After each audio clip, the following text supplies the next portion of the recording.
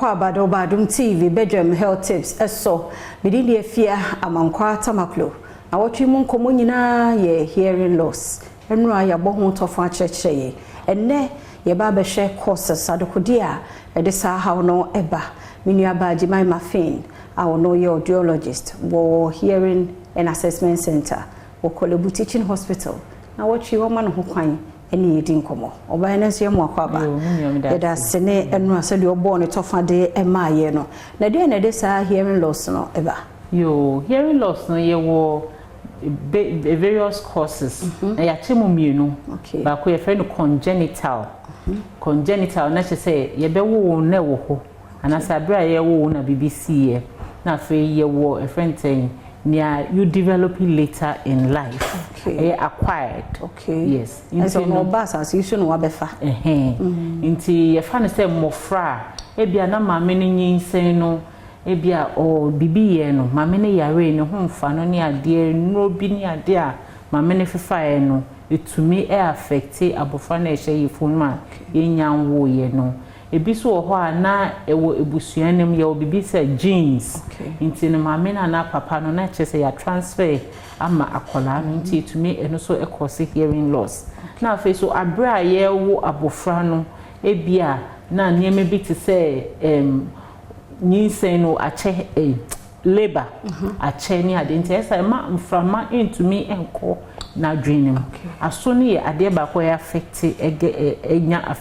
effect from a lack of oxygen no nti esa na ebe ma abofra no aso enya problem na afi so ye wo abofra na ebi wo ho na infection ni ade ebi amame no onya infection bi na wa transmit ama abofra no itumi affect akola bi onya jaundice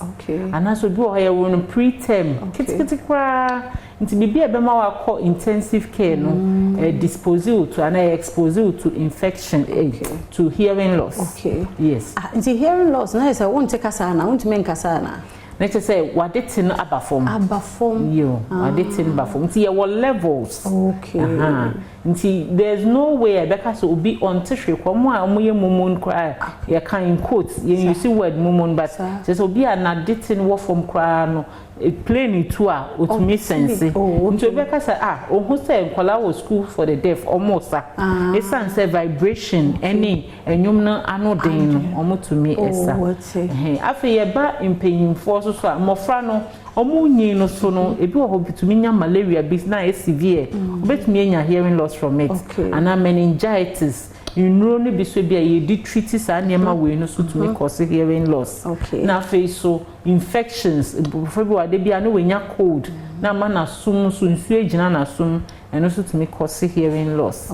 afi oba mpanyimfo a ebi mo ho mo ebusun mu no omunyi no no ache say hearing loss no amodete no ba form e wo mu say nuanom mahwe bi mo amu ye nuanom obia na so akofom after 45 years yes and I say can say hereditary yes na face so ejuma ye bi mo ho ejuma mo ye obekọ no obo ade konkon welders ni ade na noise obi also an ejuma industrial work say noise no do so one share hearing protection na it me edewaso no eba form na face so inro antibiotics na dia ye fa yen doctor trauma na yakoto na enum nyina it me ema yaso no eba form ye di ho no ye event saying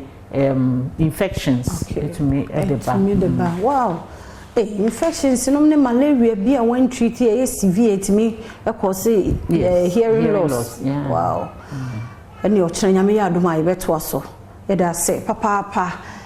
Madam Jemima Fin audiologist or Kolebu nti ono de just oba Kolebu ha said ye kan ye bobo so kakra yi unhunu bi wo ho na wo ma ho a fa ne bra ha na mum fa sedama endpoint homeopathic clinic na daroma ina nkomo so eba so emema ne bra be check your prostate ni sisi oba nso infections e bia ne ye kan ko endpoint ho check ya ma free and our friend was 0244867068 ochna se ye won kwane ahoden a ye be se hia